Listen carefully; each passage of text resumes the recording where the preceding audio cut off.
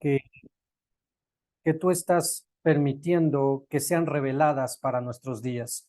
Que no permitas que ninguna mala interpretación pueda influir en nuestra emuná, en nuestra fe. Y en esta hora, Padre, te pedimos nos guardes y nos cuides a nosotros y a todo tu pueblo Israel, por los méritos y en el nombre de nuestro Adón Yeshua HaMashiach. Amén. Véame. Amén. Pues estamos en un martes más en nuestra clase de Maor Elohim, Apocalipsis, Revelaciones. Estamos transmitiendo desde la casa de la familia Maldonado Sánchez y Maldonado Mozo. Gracias al Eterno porque nos abren sus puertas y podemos estar transmitiendo aquí. Y pues agradecemos mucho su hospitalidad. Y hoy estamos estudiando la porción en la cual nos quedamos de la semana pasada. Así que vamos a buscar Apocalipsis, Revelaciones, capítulo 2, verso 8. Apocalipsis, Revelaciones, capítulo 2, verso 8. Vimos ya en la introducción y en la segunda parte, vimos acerca de la misión y la identidad del Mesías de Israel, así juntamente con la primera Keilah, la primera comunidad, que fue traducido al griego como eclesia y que de ahí pasó a nuestro término castellano como iglesia, para lo cual nosotros estamos restaurando los términos originales, entendiendo y como ya estudiamos que el que recibió esta revelación de Maor Elohim, de revelaciones de Apocalipsis, fue el Shaliach Yohanan, fue el apóstol Juan. Y entendamos que él fue judío y que por lo tanto debió de haber recibido esta revelación en idioma hebreo, porque ese era el idioma de los judíos en el momento de Judea del primer siglo. Así que vamos restaurando los nombres, porque es muy importante para que podamos comprender el contexto en el cual se fueron dando las cosas y sobre todo para que no malinterpretemos muchas otras tantas cosas. Así que estamos en el capítulo 2, verso 8 de Apocalipsis.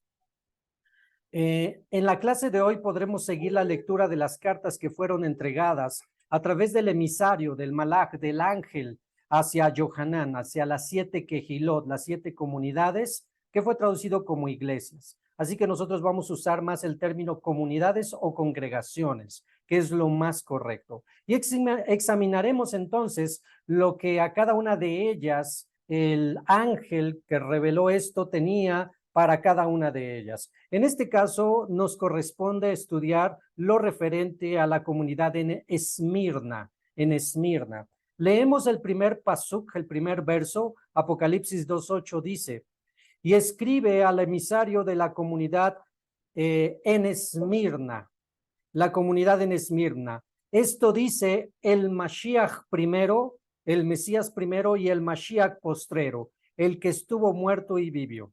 Cada palabra que vamos a encontrar dentro de lo que está escrito no es por casualidad ni es por añadidura, sino cada palabra en base al contexto tiene una razón de ser muy importante para nuestra emuná. De aquí vamos a empezar, antes de comenzar a comentar cada palabra, vamos a ubicarnos geográficamente en el plano de dónde nos vamos a encontrar, a lo cual vamos a compartir en nuestro mapa para poder ubicarnos geográficamente. ¿Ok? Bien, estamos en Esmirna y recuerden, shalom a todos, shalom a todos, shalom a todos, bienvenidos. Estamos en Maor Elohim, Apocalipsis. Ya vimos la clase pasada a Efeso, a la comunidad en Efeso. Hoy estamos en la comunidad número 2, Esmirna. Ya pueden ver en el mapa el número 2, donde nos encontramos, pero vamos a ubicarnos un poquito más. Aquí está en amplio. ¿Dónde estaría Esmirna con referencia a Asia Menor, lo que hoy es conocido como Turquía? Toda la región donde la mayoría de los shaliachim, en específico Shaul de Tarso, Pablo de Tarso, estuvo constantemente llevando su masorot, su evangelio, su mensaje. Así que ya vimos que estamos aquí del lado izquierdo, ahí está Esmirna, una ciudad costera y una ciudad cerca de Grecia. Bien, continuemos. Estas son las ruinas entonces de Esmirna, pero antes de que pasemos a las ruinas de Esmirna, bueno, sí, vamos a ver las ruinas de una vez.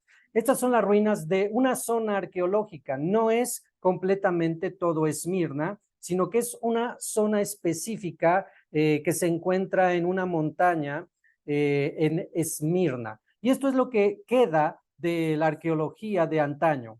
No es netamente antigua, sino que fueron construcciones desde Alejandro Magno para adelante y con respecto a Alejandro Magno y los romanos. Recuerden que primero estuvo Alejandro Magno y después vinieron los romanos y algunas veces, la mayoría, construían encima de las edificaciones que ya estaban. Así que ahí podemos ver las columnas con estilo griego y romano que quedan hasta el día de hoy, que es un museo al aire libre en Esmirna. Podemos ver al fondo ya la civilización actual, pero estos lo dejaron como un museo al aire libre. ¿Sí? Las edificaciones que en ese entonces mostraban todo tipo de lo que nosotros ya conocemos, la idolatría, lo que conocemos como la idolatría. Y permítanme tantito.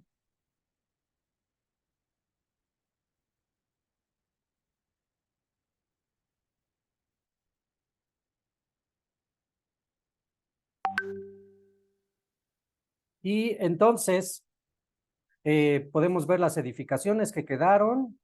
En su momento, pues, edificaciones, si lo queremos ver así en cuanto a arquitectura, magníficas, pero plagadas de idolatría, plagadas de toda esencia de idolatría en su momento, ya no digamos los griegos y después los romanos, cada uno de ellos hicieron lo propio en cada una de las edificaciones. Ahora, vámonos a ubicarnos en otro plano. Vamos a ver otro plano que nos gusta mucho también ver. Así que tomemos nuestro, ¿qué quieren? Avión, barco, avión, que es más rápido, y vámonos directamente a buscar a Esmirna. Así que vamos a esperar que nos carguen.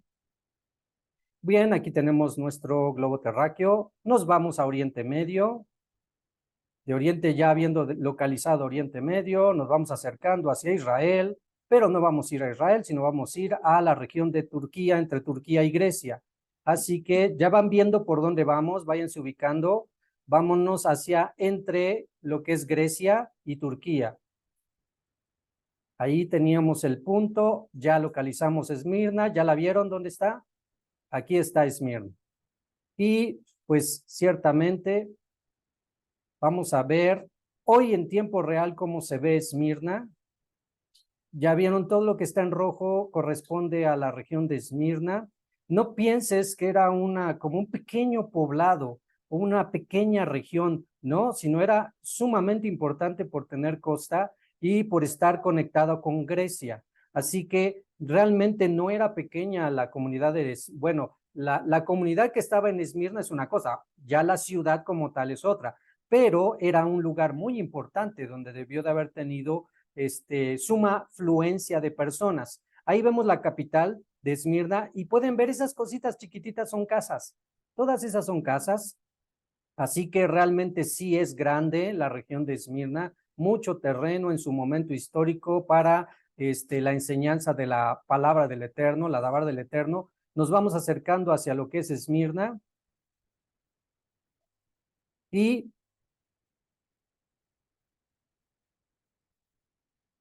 después, aquí abajito donde tenemos lo verde, es donde se encuentran las fotos que vimos en esta parte de acá. En esta parte de acá, ahí tendríamos toda la arqueología que hoy en día se muestra de Esmirna, en esta parte, ¿sí? Es lo que vimos. Y pues vamos a tratar de ubicarnos en el plano. Ok, ya vieron, se encontraba en un monte cerca del mar que daba hacia Grecia, hacia allá quedaría Grecia. Bien, ya que nos ubicamos, entonces ya podemos entender más plenamente el trabajo que hicieron los Shaliachim, los apóstoles, al estar visitando todas estas zonas. Y bien, esta es nuestra segunda comunidad a la cual se escribió por medio de el Malach hacia Yohanan. ¿Ok? Ahí ya tenemos Chipre, Turquía, abajo Israel. Muy bien, vamos a regresar entonces a nuestra lectura y vamos a iniciar. Entonces, tenemos, en el primer verso de nuestra porción, el 2.8, tenemos que este verso hará referencia a la primera y segunda venida de Mashiach. Ciertamente, una de las razones por las cuales los judíos ortodoxos aquivanos no creen que Yeshua, lo que fue traducido como Jesús, que Yeshua sea el Mesías, tiene que ver porque según ellos no hay ninguna escritura en el Tanaj, en el mal llamado Antiguo Testamento, que dé una referencia a que el Mesías tenía que venir y después se tenía que ir y después tenía que regresar. Así que si te das cuenta, esa idea de que el Mesías viene, después se va y después regresa, esa idea está plenamente plasmada en el Brit Hadashah, en el Nuevo Testamento, pero no se encuentra en el Antiguo Testamento. ¿Qué es lo importante? Tal vez para un cristiano diga, pues eso no es importante porque yo lo sé y yo leo las cartas de Pablo y yo leo los evangelios y no hay ningún problema en cuanto a eso para mí. Sí, pero debemos de tomar en cuenta que en el momento que Yeshua estaba en la tierra, cuando los apóstoles, los Shaliachim estaban en la tierra, no existía el Nuevo Testamento, no estaba compilado, no estaba escrito, no existían esas cartas. Por lo tanto, ¿cómo es que podían demostrar? ¿Cómo es que Shaul de Tarso entraba en todas las comunidades de Asia Menor, sinagoga tras sinagoga, como lo dice el libro de Hechos, que entraba Shaul a demostrar que Yeshua era el Mesías? ¿Cómo lo hacía? Pues lo hacía solamente usando el mal llamado Antiguo Testamento. Por lo tanto, nosotros también tenemos que ser capaces de usar el mal llamado Antiguo Testamento, el Tanaj, la escritura, para poder demostrar que Yeshua es el Mesías.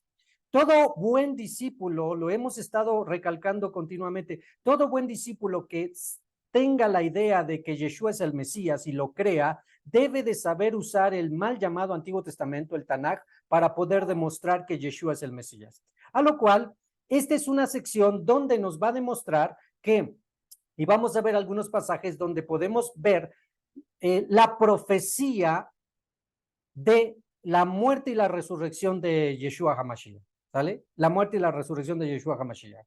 Recuerden que en Judea del primer siglo, los saduceos, los judíos de línea saduceo, negaban que hubiera resurrección de los muertos.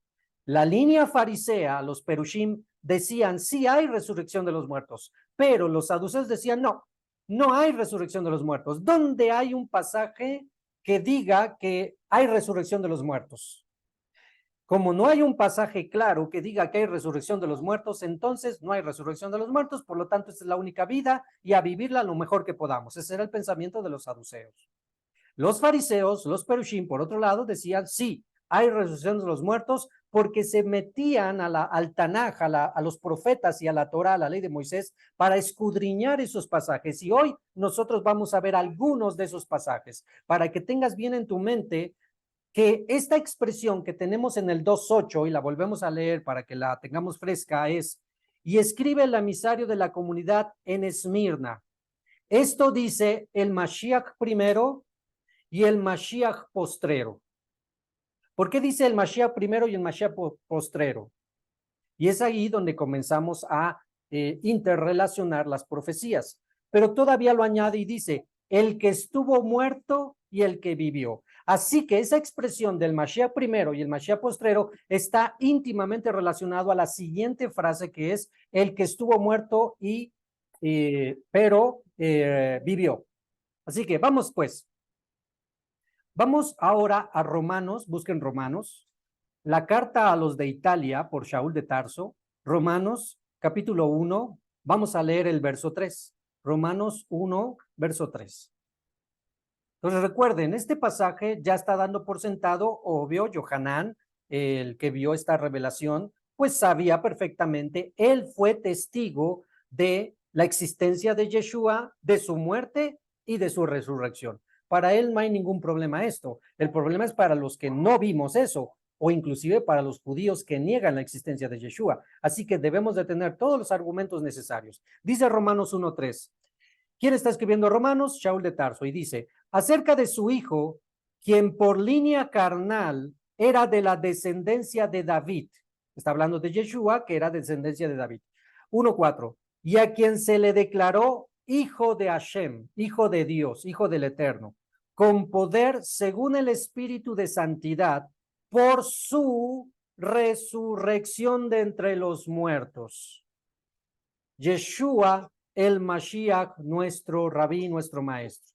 Así que, bueno, para Shaul de Tarso, después de esa grande manifestación que tuvo camino a Damasco, le quedó bien claro la existencia de Yeshua. Y después de 14 años de estar estudiando y preparándose en base a todo lo referente a Mashiach, al Cristo, ahora él comienza a enseñar a todos, no cabe duda, Yeshua murió y resucitó. Pero una vez más, este pasaje lo tenemos en Romanos, en el Nuevo Testamento. Pero ¿qué hay del Antiguo Testamento? Vamos a ver. Vamos al Tehilim 22. Tehilim 22, Salmo 22. Este salmo es, llamémoslo así, mesiánico, porque toda la identidad de este salmo nos habla acerca de la misión y función de nuestro maestro, Yeshua HaMashiach. Tehilim 22, Salmo 22, vamos a irlo leyendo con cuidado y vamos a ir escudriñando, porque justamente este fue uno de los salmos más usados en los Masorot, en los evangelios, para demostrar que Yeshua era el Mesías. Recuerden, cuando lees algún evangelio o algún escrito apostólico de los Shaliachim, ellos usaban los salmos, usaban la ley de Moisés y los profetas para demostrar que Yeshua es el Mesías. Hoy el cristiano lo que usa para demostrar que Jesús es el Cristo, el Hijo de Dios, que murió, resucitó y todo eso, usan puro Nuevo Testamento.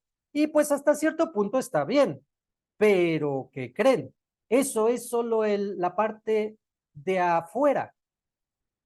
Tenemos que usar la base, porque todo lo que está en el Nuevo Testamento solo es un comentario del Tanaj, del Antiguo Testamento. Dice el Salmo 22:1. Elohim mío, Dios mío, Elohim mío, ¿por qué me has abandonado? Ya empezamos con las referencias, ¿sí? Ya tenemos ahí una referencia de cuando Yeshua estaba clavado en el madero y comenzó a hacer esta expresión en el madero. Dios mío, ¿por qué me has abandonado? Así que ya empezamos con la relación con la muerte de Mashiach. Y dice, ¿por qué estás tan lejos de ayudarme y del clamor de mis palabras? 2. Elohim mío, Dios mío, te llamo de día y no respondes, también de noche y no encuentro sosiego. 3. Pero tú eres el santo entronizado, la alabanza de Israel. Está haciendo una descripción de lo que él cree, el salmista cree para con el Eterno, para con el Padre. 4. En ti confiaron nuestros padres. ¿Quién está escribiendo? Un salmista. ¿Cuál salmista? Un judío. Así que cuando él dice, en ti confiaron nuestros padres, se está refiriendo a las 12 tribus de Israel, a todo el pueblo de Israel. A nadie se le ocurra pensar que estaba refiriendo al mundo cristiano. En ti confiaron nuestros padres, confiaron en ti y tú los rescataste. Clamaron a ti y escaparon, confiaron en ti y no quedaron avergonzados. Pero a mí me tienen por gusano. Y aquí vienen más referencias. ¿Se acuerdan el momento cuando nuestro maestro de justicia fue apresado vilmente bajo unas acusaciones falsas y fue llevado delante de Cayafás y a Anás y Caifás, y después fue llevado al pretorio y después fue llevado ante el Pilatos? Todo ese suceso y toda esa secuencia, todo el tiempo a nuestro maestro de justicia lo estuvieron tratando peor que a delincuente, ¿sale? Entonces dice, pero a mí me tienen por gusano, menos que humano, soy la burla de la gente. Y venga a tu mente lo que dicen los evangelios de cómo los soldados se burlaban de Yeshua, le tapaban el rostro, le golpeaban y le decían, a ver, profetiza, ¿quién te golpeó? ¿Sí? El despreciado del pueblo. Porque recuerda que en ese momento la mayoría de los judíos que estaban ahí gritando crucifícale, crucifícale, estaban siendo incitados por los líderes religiosos, que la mayoría del pueblo ni sabía por qué estaban ahí, solo está como viles borregos, estaban gritando, ah, sí, crucifícale, crucifícale. Bueno, 22:7. Todos los que me ven se burlan de mí. Y ya imagínate a Yeshua en el madero y cómo pasaba la gente, meneaba la cabeza y se burlaba. Todos los que me ven se burlan de mí, me hacen muecas y menean la cabeza. 2:8. A Hashem, al Padre, se encomendó pues que él lo libre, que fue una de las expresiones muy parecidas a la que dijo el ladrón, el que no se arrepintió, ¿se acuerdan? Ah, si tú eres el Hijo de Dios, sálvate y sálvanos a nosotros, ¿sale? Bueno, que le libre, que lo salve, ya que en él se complació. Y en ese momento, la oscuridad y los adversarios se llenaron sus bocas para burlarse de nuestro Maestro de Justicia. No que se hacía muy pariente de Dios, no que era muy hijo de Dios, no que él lo había enviado Dios, a ver, que baje y que nos demuestre que él es. 22:9. Pero tú fuiste el que del vientre me sacó y en la falda de mi madre me hiciste reposar, haciendo una referencia de que el Eterno lo había designado y escogido desde el vientre de su madre y durante toda su niñez el Eterno lo cuidó para que cumpliera su misión profética. 22:10. A ti me encomendaron desde antes de nacer, desde el vientre de mi madre, tú eres mi Elohim, mi Dios. 22:11. No te alejes de mí, que está cerca la angustia. Ya imagínate en el momento donde iba a padecer y a morir. Y no hay nadie que me ayude. Y literalmente Yeshua se quedó solo, literalmente. 22:12. Me rodean muchos toros y fuertes toros de Bashán me acorralan, haciendo una referencia de la magnitud del momento que estaba viviendo en cuanto a la opresión de los hombres, soldados romanos, y los saduceos, fariseos, coanim, sacerdotes y escribas y doctores de la ley, que estaban empujando, haciendo una influencia para que Pilato mandara matarlo. Me rodearon. 13. Abrieron contra mí su boca como leones violentos y rugientes. Mi vida está menguando. Todos mis huesos están dislocados. Mi corazón se me ha vuelto como cera. Eso de todos mis huesos se han dislocado, pues realmente se puede comprender, porque cuando vemos a alguien colgado en el madero, como lo colgaban los romanos, que era una manera muy romana de dar un mensaje a los opositores y a los rebeldes del imperio romano, que era clavarlos o colgarlos en el madero, todo el peso del cuerpo quedaba suspendido solo de las extremidades donde se amarraban o se clavaban. Así que realmente sí podríamos entender que se dislocaron algunas de sus extremidades. Seguimos y dice, mi corazón se me ha vuelto como cera, derritiéndoseme dentro del pecho. 22:15. Mi vigor se seca como un tiesto, mi lengua se pega a mi paladar y en el polvo, mi lengua se pega a mi paladar. Recuerden que Yeshua pidió agua, tengo sed, y un soldado en una esponja le dio vinagre. Pues ahí está la referencia. Y en el polvo de la muerte tú me has puesto. 16. Perros me rodean, refiriéndose a los romanos, refiriéndose a los gentiles que estaban alrededor. Una turba de malvados me acorrala, como leones me magullan las manos y los pies, y ya está refiriendo al momento en cuando lo clavaron. 22:17. Puedo contar todos mis huesos, mientras ellos me miran y me observan. Reparten entre ellos mis vestidos, como fue escrito. Y aquí está la referencia de donde dice, fue escrito, repartieron mis vestidos entre ellos. Sobre mi ropa echaron suertes. 22:19. Pero tú, Hashem, no te alejes. Fuerza mía, apresúrate a ayudarme. 20. Libra de la espada mi vida solitaria. Libra de las garras de esos perros. 21. Sálvame de la boca de los leones. Líbrame de los cuernos de los toros. 22. Entonces proclamaré tu nombre a mis hermanos. En medio de la congregación te alabaré. Entonces, Tehilim 22, un Tehilim totalmente que se usa tanto en el momento histórico de los apóstoles, lo usaron mucho para dar la referencia de el testimonio en el mal llamado Antiguo Testamento de la misión y función de Yeshua en su cumplimiento de su muerte. Así que vamos a ver otros pasajes. También el Tehilim 16, Salmo 16, verso 10 dice lo siguiente.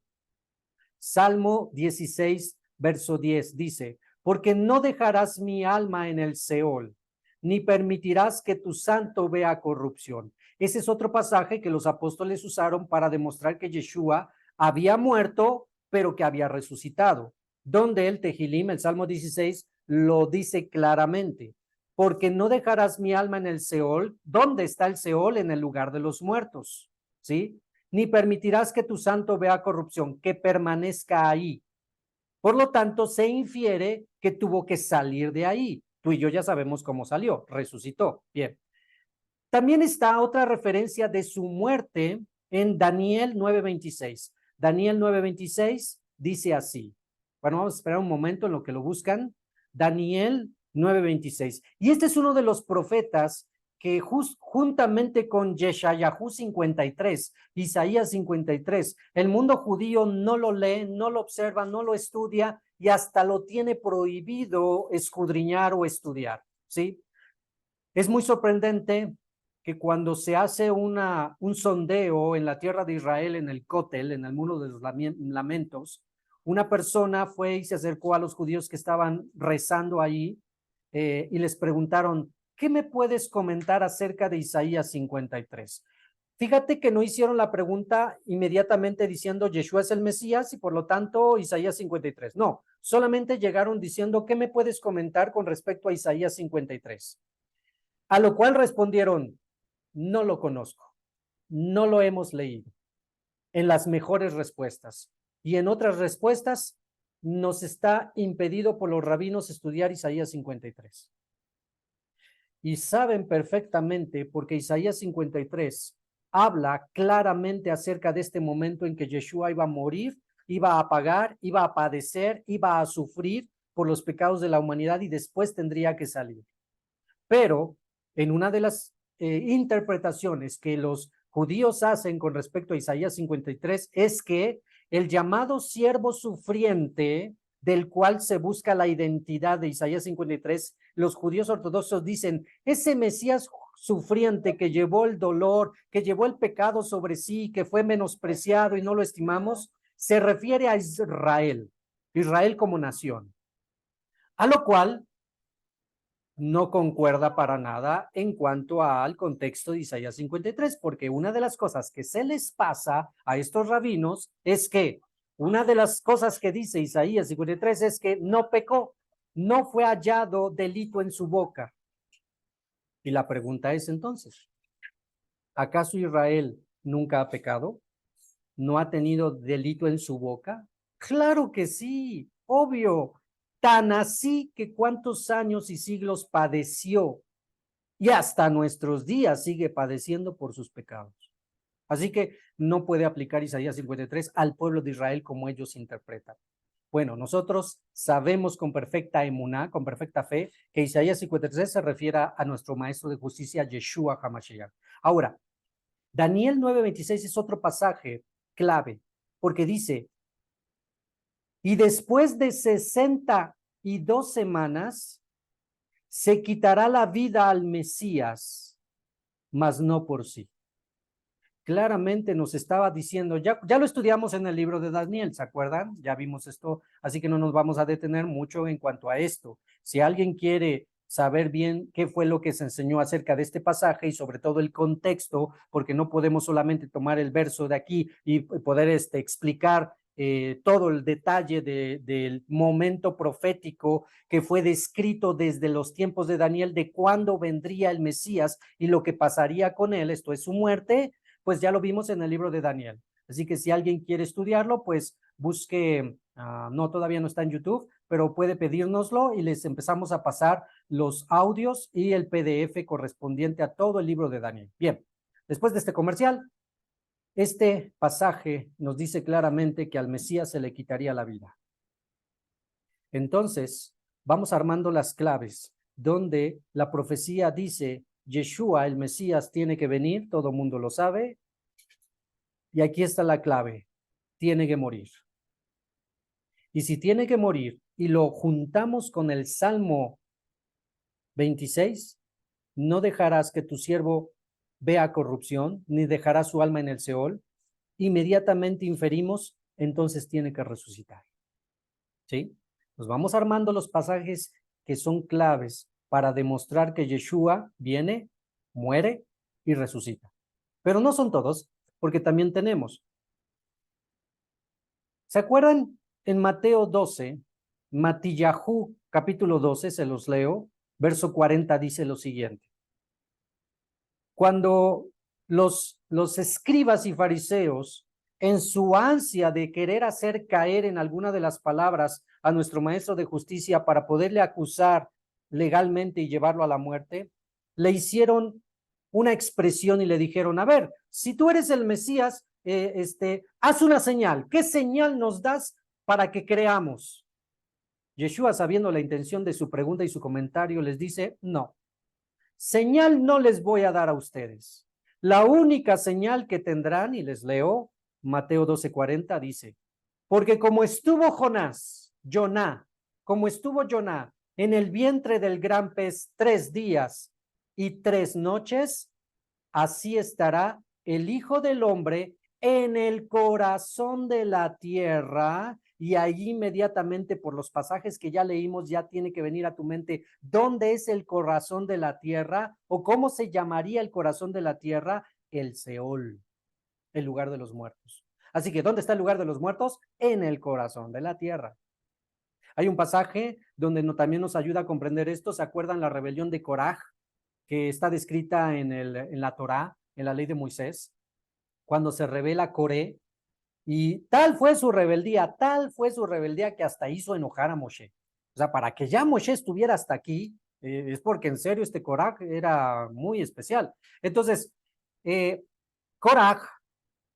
Coré, se para desafiante a la puerta de su tienda junto con toda su familia, sus hijos y todos sus amigos que tenía ahí. Algo así como, Moisés, Moshe, hazle como quieras, yo ya no te voy a obedecer. Y entonces Moshe le dice al Eterno, Señor, si haces algo nuevo, algo que no se haya visto antes, que mueran estos, no como una muerte normal, sino como algo nuevo y extraordinario, que sepan que tú me has enviado. Y entonces, dice la escritura, se abrió la tierra bajo los pies de Coraj y su familia, todas sus posesiones, y dice la escritura, y bajaron vivos al Seol. Bajaron vivos al Seol, demostrándonos que el Seol, ¿dónde está? En el centro de la tierra. Así que vamos armando las claves y entonces nos dice los primeros pasajes que el Mesías viene, el Mesías tiene que sufrir, el Mesías le será quitada su vida, el Mesías será traspasado, será burlado, le harán todo lo que quieran en contra de él hasta la muerte, pero hasta ahí no teníamos la clave de, ajá, ¿y cuánto tiempo iba a estar muerto? Si el Salmo dice, no dejarás mi alma que esté en el Seol, pero no dice esos versos en cuánto tiempo. Bueno, pues aquí el mismo Mashiach, usando la interpretación de Jonás, ya nos dice claramente cuánto tiempo estaría muerto. Y entonces volvemos a leer lo que dice Mateo 40, porque como estuvo Jonás en el vientre del gran pez 3 días y 3 noches, así estará el Hijo del Hombre en el corazón de la tierra 3 días y 3 noches. Ya queda casi completo nuestra idea de Apocalipsis 2:8. Yo soy el Mashiach primero, el Mashiach postrero, el que estuvo muerto y el que vive. ¿Sí? Para eso no podemos quedar incompletos, porque esa es nuestra idea, tener bien el panorama. ¿Cuántos de ustedes han leído el libro de Jonás? Completo no, ¿no? Más o menos, ¿ok? Solamente cuando se lo traga el pez, que es lo interesante, ¿no? O vemos la caricatura de los vegetales para los niños, de cuando viene Jonás. Bueno, ¿sabías que Jonás hizo una oración? Comúnmente yo creo que la mayoría escucha. ¿Han escuchado de la oración de Jabes? ¿No? La oración de Jabes, ¿no? ¿Algunos sí allá? ¿Oración de Jabes? Bueno, tampoco, se las dejo tarea también. Hay oraciones que son muy conocidas y hay oraciones que no son nada conocidas, como es el caso de la oración de Jonás. Así que, pues entonces a leerla. Vámonos a Jonás. Vamos al libro de Jonás. Busquen el capítulo 2. En lo que están buscando Joná, capítulo 2, les voy a leer lo que dice Primera de Kefa 3:17. Primera de Pedro 3:17. Escuchen lo que dice Primera de Pedro 3:17. Porque mejor es que sufráis haciendo el bien, si así lo decreta Dios, que haciendo el mal. Porque también Mashiach padeció una vez por los pecados, el justo por los transgresores de la Torá, a fin de traerlos a Dios, muerto en la carne, pero vivificado en el espíritu. Murió, pero resucitó con un cuerpo vivificado, un cuerpo transformado, en el cual fue y predicó a los espíritus que estaban en las prisiones del Sheol. Y aquí Yaquefa nos da otra clave de saber qué fue lo que hizo Jonah, no, de lo que hizo Yeshua esos 3 días y 3 noches. Ajá, bajó al centro de la tierra Yeshua. ¿Qué hizo? Predicando, anunciando a los espíritus que estaban en ese momento en el lugar del Seol. Y una clave para entender qué fue lo que pasó allá abajo, la tenemos en la mashal, en la parábola de Lázaro y el rico. ¿Se acuerdan Lázaro y el rico? Rápidamente, la mashal, la parábola nos dice que hay 2 lugares a donde iban los muertos antes de Mashiach, antes de la muerte y resurrección de Mashiach. ¿A dónde iban? Al Seol, sí. Y ese Seol estaba constituido por 2 lugares. Uno es un lugar de tormento, donde fue el rico, y otro era el seno de Abraham, un lugar especial donde iban las almas que aún no habían sido enjuiciadas, pero no habían merecido el castigo como el rico, ¿sí? Almas que habían padecido y buscado la justicia, obvio, con sus propios méritos, pero habían buscado la justicia. Ahí estaría David, estaría Abraham, Isaac, Jacob, estarían todos los demás patriarcas, estaría Joseph, José, estarían todos ellos. ¿A dónde fue Lázaro? 2 lugares. Y entonces baja Mashiach esos 3 días y 3 noches y anuncia. Ya nada más imagínate. Ani Mashiach, diría. Ani Mashiach, y el que crea en mí tiene vida eterna. Todo lo que dijo acerca de la fe que debe de tener alguien en el Mesías profetizado en la ley de Moisés, en los salmos y en los profetas, todo lo que pasó anunciando en Galilea, Samaria, la Decápolis, Capernaum, todo lo que se le pasó enseñando a los judíos cuando estaba con vida, bajó y se lo enseñó a los que estaban ahí. Y entonces creyeron, como muchos lo declararon en los evangelios: yo creo que tú eres el Hijo del Dios viviente, el Mashiach. Y entonces salen de allí, llamémoslo así, se vacía el seno de Abraham y entonces van directamente. ¿A dónde van directamente ahora cuando mueren después de la resurrección de Mashiach? ¿A dónde van? Al cielo. ¿Cierto? ¿Sí o no, hermana? Yo vi que dijo que sí, van al cielo. Sí, van al cielo, así dice la Biblia. No, exactamente no. No hay ningún lugar en el Nuevo Testamento que habla acerca del cielo. La clave está tan sencilla y tan fácil. Cuando está siendo clavado en el madero, nuestro maestro de justicia tenía 2 ladrones a los lados. Uno hizo teshuvá, uno se arrepintió y el otro no se arrepintió. Vámonos con el que se arrepintió porque ahí está la clave. Le dijo el que se arrepintió al que estaba ahí injuriando: ¿no tienes temor de que nosotros justamente estamos padeciendo por nuestros hechos, pero este que nada hizo, esa expresión de este que nada hizo, está diciendo todo en solo esa frase? ¿Qué es todo? Está diciendo: yo creo que él es sin pecado y yo creo que él vino a cumplir lo que dicen que vino a cumplir. Yo creo en él. Bueno, Este que nada hizo, no merecía esto. Y entonces le dice este que estaba arrepintiéndose, acuérdate de mí cuando vengas en tu reino. Y aquí viene la clave. De todos los que mueren creyendo que Yeshua es el Mesías, el que nos da la salvación del eterno a través del perdón de pecados, si nos arrepentimos genuinamente. Le dijo Yeshua, de cierto te digo que hoy, no mañana, y esto es otro tema, y ni modo, ya lo tomamos, ya ni modo, aquí viene el tema. No sé si se les tocó que había una enseñanza del Talmud que dice que los muertos cuando mueren quedan 7 días sobre la tierra.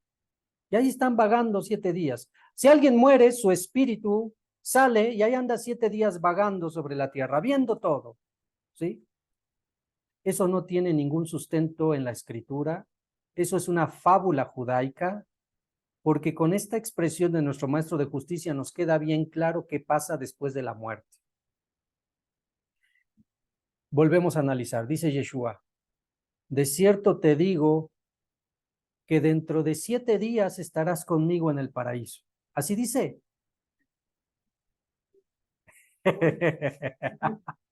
Por ahí alguien dijo que sí. No. Bueno, despídate. No. Dijo, hoy mismo. Ahí ya le está diciendo, hoy mismo te mueres. Uy, lo dije muy feo, ¿verdad? Pero fue así. Hoy mismo vas a morir, pero hoy mismo que mueres, estarás conmigo en el paraíso. Así que cuando alguien muere en Yeshua, no va al seno de Abraham, ya no, ya va directamente al Gededem, al paraíso. ¿Qué es el paraíso? Se entiende como un lugar de reposo, un lugar, algo así como, para que lo entiendan, como una sala de espera. No hay aflicción, no hay dolor, el sol no quema porque no hay sol, ¿sí? No hay más las fatigas de esta vida, ya no hay más las preocupaciones, que si hay que pagar la luz, que si el internet, que si no hicieron la tarea, etcétera. Ya no, ya. El paraíso, a descansar y a esperar el tiempo del eterno para que se cumplan todas las cosas para que sean resucitados. Esto es cuando regrese Mashiach, ¿vale? Entonces, de cierto te digo, y estarás conmigo en el paraíso. Así que todo aquel que muere en Yeshua HaMashiach no va al cielo, va al paraíso. Un lugar de descanso. Se acabó, ¿sí? Nadie va al cielo, van al paraíso. Bien, ¿dónde se encuentra el paraíso? Ahí sí, no sé, no sabría decirte dónde se encuentra el paraíso, pero ese es el lugar. Bien, entonces, llegamos aquí porque Kefa está diciendo claramente, Yeshua bajó y predicó. Y todos los que creyeron al paraíso, cuando resucitó Yeshua. Sencillo. Y ahí vamos a introducirnos a la oración de Jonás. Esta oración que va a hacer Jonás, la está haciendo en su aflicción cuando está en el vientre del pez, ¿sí? Cuando está dentro de, algunos dicen la ballena, no sé, un pez muy grande que debería de tener su estómago la capacidad de albergar con mucha tranquilidad a un ser humano sin que se asfixie ni se aplaste ni nada por el estilo. Así que algo muy gigantesco. Y entonces, mientras está ahí oliendo todo tipo de putrefacción de los peces que se había comido este gran pez, en el proceso digestivo y todo ese rollo, donde todo lo que comía se iba adentro, y por eso vas a entender por qué dice ciertas frases, Jonás, en ese momento hace esta oración de Teshuvah, de arrepentimiento. Y dice, Jonás capítulo 2, verso 2. Y dijo, invoqué en mi angustia a Adonai, al Señor. ¿Sí? ¿Cuál angustia? Pues estoy dentro del pez. Y él me oyó. Desde el seno del Seol clamé. ¿Estaba en el Seol Jonás? No, pero lo está asemejando. Por lo tanto, aquí tenemos otras referencias de cuando Yeshua dice, señal a los fariseos y escribas, señal no les será dado, sino la señal de Jonás, que estuvo, así como estuvo en el vientre de 3 días, 3 noches, así estará el Hijo del Hombre. Todas estas expresiones que va a decir Jonás son referencia a Yeshua de cómo se sentía en ese momento, ¿sale? Bien, entonces dice, desde el seno del Seol clamé y mi voz oíste. Uy, ya te imaginas que estaba también que andaba haciendo Yeshua allá abajo. 2:3.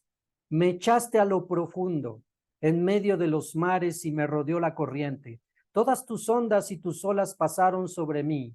Entonces dije, desechado soy de delante de tus ojos. ¿Se acuerdan que hubo un momento donde Yeshua cargó todo el pecado de su pueblo, de la humanidad sobre él? En ese momento, ese ligero momento cuando dijo Yeshua, Elí, Elí, lama sabactani, Señor, ¿por qué me has desamparado? Ese ligero momento donde debemos de entender que el Padre Eterno, Hakadosh Baruchu, el Santo bendito es, no tiene relación con el pecado. Y cuando Yeshua cargó sobre él todo ese pecado, se rompe esa comunicación, porque el Eterno es santidad y no puede tener relación con el pecado. Esos ligeros tiempos que se rompe esta comunicación donde literalmente se queda solo Yeshua cargando con todo. Y entonces dice, desechado soy delante de tus ojos, mas aún veré tu santo templo. Ahí dando un respiro de que no quedará muerto, sino que él llegará a lograr a ver cosas gloriosas. 5. Las aguas me rodearon hasta el alma. Rodéame el abismo. El alga, la planta marina, se enredó en mi cabeza. Descendí a los cimientos de los montes, la tierra echó sus cerrojos sobre mí para siempre, mas tú sacaste mi vida de la sepultura. Y ahí está otra referencia a la resurrección de Yeshua. Tú sacaste mi vida de la sepultura, oh Hashem, Dios mío. Cuando mi alma desfallecía en mí, me acordé de Hashem y mi oración llegó hasta ti en tu santo templo. Los que siguen vanidades ilusorias su misericordia abandonan, mas yo con voz de alabanza te ofreceré sacrificios, pagaré lo que prometí. ¿Qué viene a través de esa resurrección? La salvación de Hashem, la salvación de Dios, la salvación del Eterno. Y mandó a Hashem al pez y vomitó a Joná en la tierra. ¿Ven cómo está yuxtapuesta, está pegada la expresión la salvación de Hashem junto con la expresión y vomitó el pez a Jonás? Resucita Yeshua y viene la salvación de Hashem. Recuerda que la palabra salvación en hebreo tiene que ver con la palabra yasha, que tiene que ver con los tres verbos de libertad, sanidad y salvación. Así que algunas veces lo traducen generalmente como salvación, pero queda perfectamente que también pueda decir la libertad de Dios o la sanidad de Dios, ¿sí? Porque esta expresión hebrea que conforma el nombre de nuestro Maestro de Justicia, Yeshua, viene de la raíz hebrea, Yasha, que tiene que ver con salvación. Y esta palabra salvación, su soresh, su traducción tiene que ver con salvación, libertad y sanidad.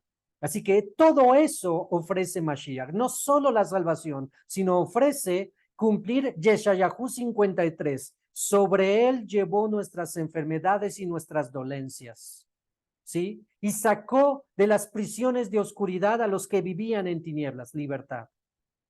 Y así que entonces, ahora tenemos varios pasajes que nos hablan, no solamente en el Nuevo Testamento, sino en el Tanaj, en la Torá, en la ley de Moisés, en los Tehilim, en los Salmos y en los Ketubim, en los escritos, acerca de la muerte y resurrección de nuestro Maestro de Justicia. No te dejes engañar por ortodoxos o falsos hermanos que dicen, no, eso no existió, Yeshua nunca existió, no murió, no resucitó, está más que comprobado y está más que declarado en las escrituras.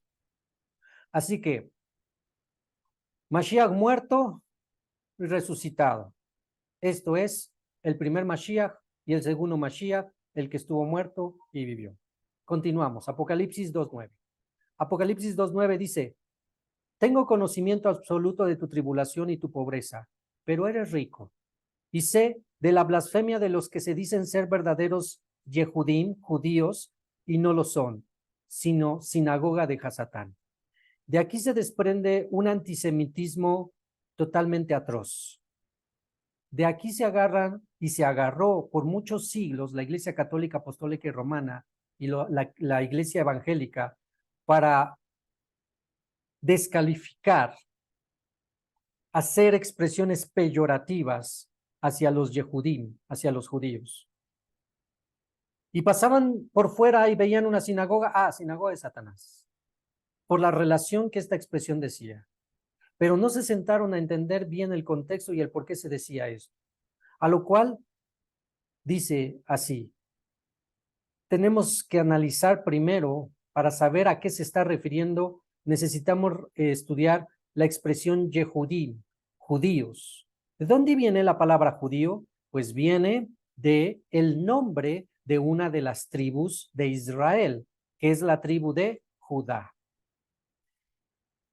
Bueno, en historia del cristianismo explicamos desde cuándo comienza al pueblo de Israel llamársele judíos, porque antes no eran judíos, antes solamente era el pueblo de Israel. A partir del regreso de la deportación de Babilonia, después de 70 años que estuvieron deportados la tribu de Judá y la tribu de Benjamín en el reino de Babilonia, y después de que vino el rey Ciro de Persa, los medos y persas, y vencieron a los babilonios, entonces Ciro de Persa permite que los judíos, ahora ya como generalidad, los judíos, regresen a reconstruir la ciudad y el templo en Jerusalén y en Judea. A partir de ahí es cuando se empieza a usar el término judío como generalidad. Pero antes de eso simplemente era el pueblo de Israel. Bueno, la expresión judío viene del nombre del patriarca Judá, el segundo hijo de Jacob, el cual lo tuvo con Lea, el cual, cuando analizamos qué significa Judá, ¿alguien sabe qué significa Judá? ¿Qué significa Judá? Alabanza de Hashem o alabar a Hashem, ¿sí? Un judío, la esencia de la razón de su nombre es aquel que alaba al Eterno, ¿sí? Aquel que enaltece al Eterno. De allí vino la expresión Judá, porque cuando nació este hijo, Lea tanto estaba contenta porque su esposo no la quería, pero cuando le da el segundo hijo varón, se alegra tanto y piensa que con este hijo varón, su esposo Jacob ahora sí la va a amar. Y entonces no tiene otra más que alabar al Eterno por haberle dado el hijo varón. Y por eso le pone el nombre Yehudá, Judá, quien alaba o alabanza de Dios o hacia Dios, ¿sí? Bien, ya entendiendo eso, cuando leemos la expresión los falsos judíos o los que se dicen ser judíos o los que no son verdaderos judíos, ya podemos inferir a qué se está refiriendo.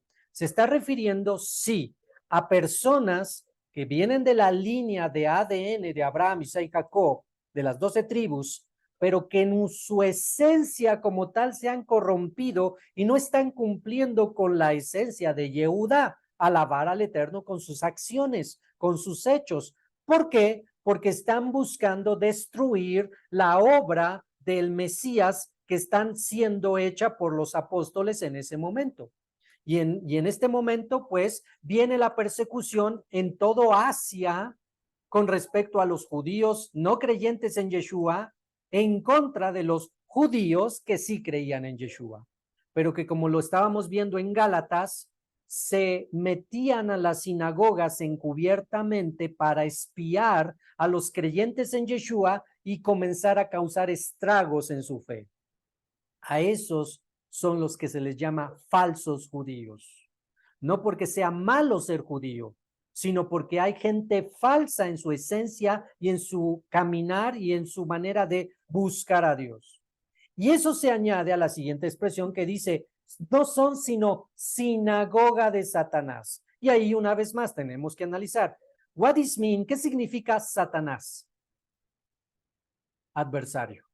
Así que Recuerda que cuando estaba Yeshua en la tierra, les estaba hablando, una de las muy pocas veces que estaba mencionando que él tenía que padecer, morir y resucitar y padecer mucho por los escribas y fariseos y por los gentiles, una de las muy pocas veces que lo dijo, Kefa, Pedro, dijo, no, maestro, nunca tal pase, no permitas que eso pase. ¿Qué le respondió Yeshua? Yeshua le respondió, apártate de mí, ¿qué? Satanás, Hasatán, porque no estás poniendo la vista en las cosas de Dios, sino en de los hombres. ¿Quiere decir que Satanás entró en Kefa, en Pedro? ¿Quiere decir que en ese momento no era Pedro, sino era Satanás? No. Simplemente está usando Yeshua la razón de ser de esa palabra, Satanás, adversario. Y aquí explicamos donde realmente cualquier persona que se oponga al buen mensaje, al Masorot, al Evangelio, cualquier persona que se oponga a las cosas de Dios y su esencia es amar al prójimo, cualquiera que se oponga a eso es un Satanás, es un adversario. Satanás por el significado, adversario, se opone. Así que estos falsos judíos no son de alma judía porque se están oponiendo al evangelio, al Masorot, al mensaje de que Yeshua es el Mesías y están actuando como adversarios. Por eso son sinagoga de Satanás. No porque sean todos unos satánicos y etcétera, etcétera. ¿Sí me entienden? Bueno, pues ¿qué creen?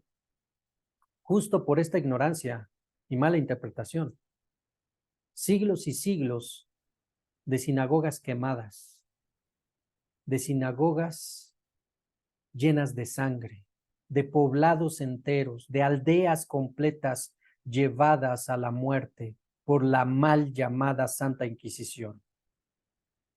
Y bajo la expresión así Dios lo quiere. ¿Vieron la película que les recomendé? ¿Vieron cómo se excusaban diciendo así Dios lo quiere? Bueno, eso fue la historia de la Iglesia Católica. A todos sus enemigos y adversarios con esa frase se los tronaban, se los quitaban en medio, los mataban. Y así mataron a miles y miles de judíos inocentes que no necesariamente se oponían a Yeshua. Así que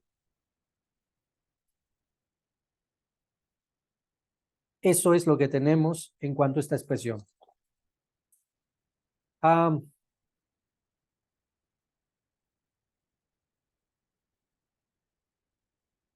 Shaul de Tarso sabía perfectamente de esta falsedad de algunos judíos y lo diría de esta manera en el libro de Romanos. Carta a los de Italia, Romanos 9:7 dice lo siguiente.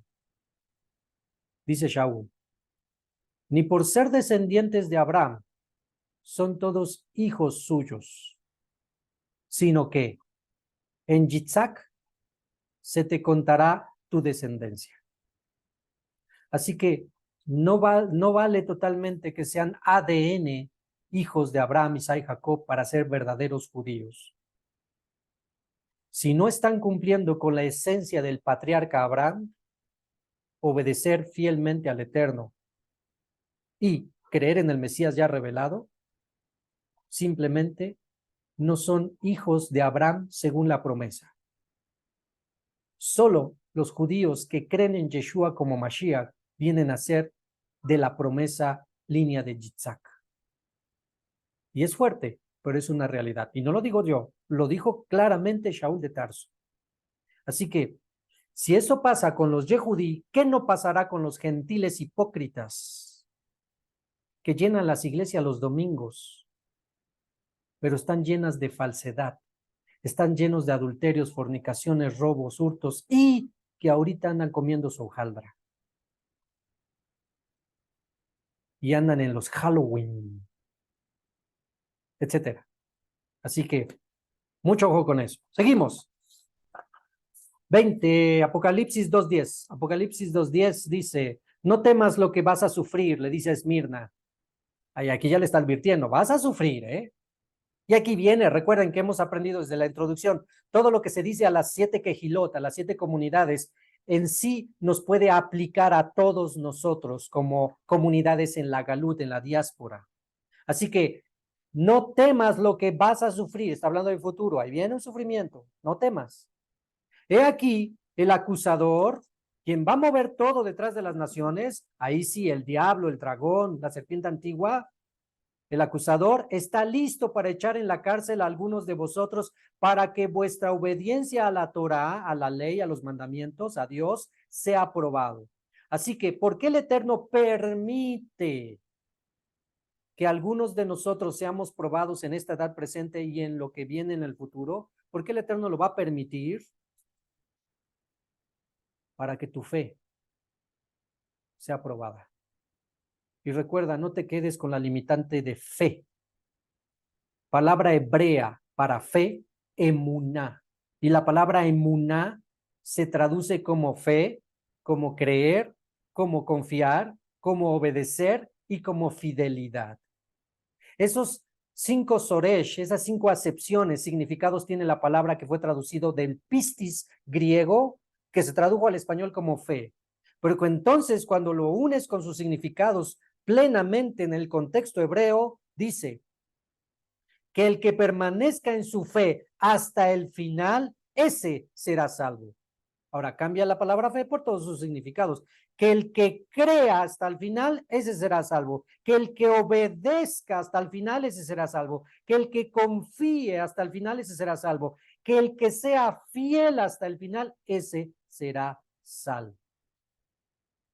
No es el que dice, yo creo en Jesús, el que será salvo. Es el que le obedezca fielmente, con confianza plena en el Eterno, hasta el final. Y recuerden, ¿cuál final? 2 finales. Tú y yo tenemos 2 finales posibles. Uno, que muramos, que dejemos esta tierra. O 2, que regrese nuestro maestro y que nos encuentre vivos. Esos 2 finales. Hasta esos 2 finales, mantén tu emuná y serás salvo. Así que no temas lo que vas a padecer, porque el acusador permitirá que algunos padezcan para que tu fe, tu emuná, sea probada. Y tendréis tribulación por 10 días, sé fiel hasta la muerte, y te daré la corona de vida. A lo cual añadimos lo que dice el Tehilim, el Salmo 139. Salmo 139, verso 23. Algo que debes de tomar siempre en cuenta para hacer una introspección a tu vida y pensar si estás en el camino del Eterno. Salmo 139, 23. Examíname, oh Dios, y conoce mi mente, y pruébame y conoce mis pensamientos. Ve si hay en mí caminos malos y guíame por el camino eterno. Sin pruebas, no hay forma de demostrar la madurez espiritual que tú y yo podríamos tener. Sin pruebas, sin que el Eterno permita dificultades adversas en todos los ámbitos de nuestra vida, económicos, sociales, familiares, legales, en el cuerpo, en las emociones, sin pruebas en esta vida, no podríamos nosotros mismos darnos cuenta que tanto estamos firmes en el Eterno. El hombre necesita las pruebas para demostrar su emuná, su obediencia, su fe al Eterno. Pero cuán dichoso aquel quien el Eterno lo prueba, pero le dice, no temas, porque yo estoy contigo.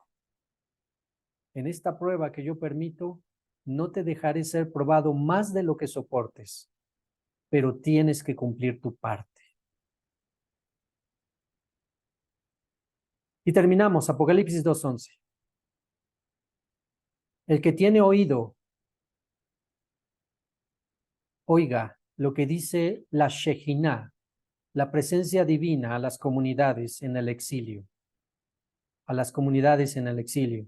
Al que venciere, al que llegue hasta el final, de ninguna manera sufrirá daño de la muerte segunda. Y ahí vamos a terminar explicando la muerte segunda.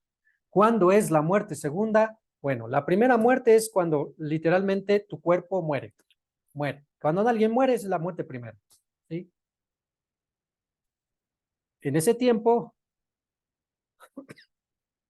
los hombres, solo hay dos lugares a donde van. Se hicieron lo bueno y lo justo y buscaron bajo los caminos del Mesías de Israel el perdón de pecados y fueron lavadas sus vestimentas bajo la sangre del Goel, el Redentor de Israel. Van al Gededem, al paraíso, y están esperando la primera resurrección. Los que hicieron lo malo no se arrepintieron, anduvieron en idolatrías, falsedades, fornicaciones, lesbianismo, homosexualismo, borracheras, engaños, negocios falsos, mentiras, blasfemias, etcétera, etcétera, al Seol, un lugar donde están siendo atormentados ahorita. Regresa Mashiach y entonces los del Gededem resucitados, con cuerpos transformados y a reunirse con Mashiach en las nubes. Y los que estén vivos, sus cuerpos transformados en un abrir y cerrar de ojos y a reunirse con Mashiach en las nubes. Los que estaban en el Seol castigando, siendo castigados, ahí se quedan. Ahí se quedan. ¿Cuánto tiempo se van a quedar ahí? 1000 años. Los 1000 años que dure el reino milenial de Mashiach.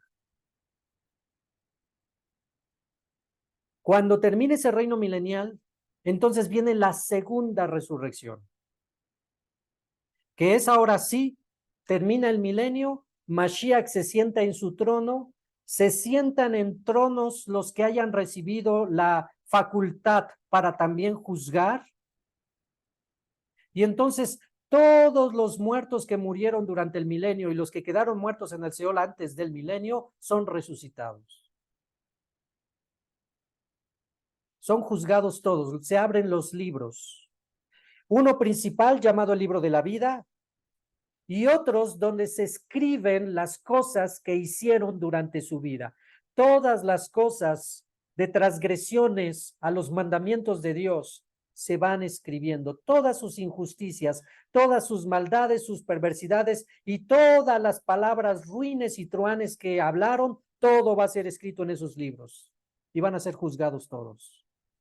Y el que no sea hallado su nombre en el libro de la vida, al lago de fuego que arde con azufre, donde estará el falso profeta, la bestia y el Hasatán. Y ahí es la muerte segunda. Así que quien permanezca fiel ahorita, hasta la muerte, ya ese juicio de al final del milenio ya no le va a alcanzar a él. Él ya está del otro lado, ya está en la eternidad. Ya. Así que haz tu parte ahorita. Cumple con lo que te corresponde ahorita. Reúnete ahorita. Bueno, conéctate ahorita. Aprende y vive lo que aprendes cada día. Que no se quede aquí, sino pásalo de aquí a aquí y de aquí a la acción.